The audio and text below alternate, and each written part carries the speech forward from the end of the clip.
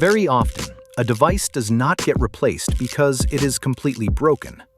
It gets replaced because a simple repair has become too expensive, too risky, or too complicated.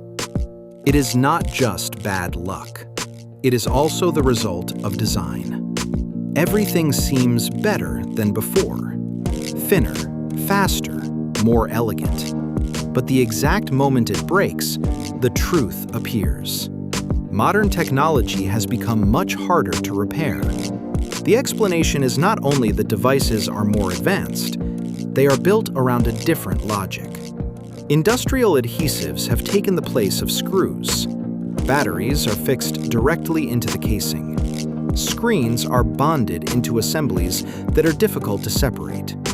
Miniaturization has brought real benefits: lighter devices, thinner devices, and better protection. But the same progress that makes them more elegant also makes them harder to repair. There is also another change, less visible: software. In many products, it is no longer enough to physically replace a part. That part has to be recognized and digitally linked to the device. There are real technical reasons for this, but the same mechanism can also limit who repairs it, how it is repaired, and which functions remain available after the repair. And many products are no longer designed for the replacement of one small part.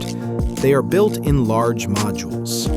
That is how you end up replacing an expensive assembly because of a minor defect. Millions of devices are thrown away not because they can no longer work, but because repairing them has become too expensive or too complicated.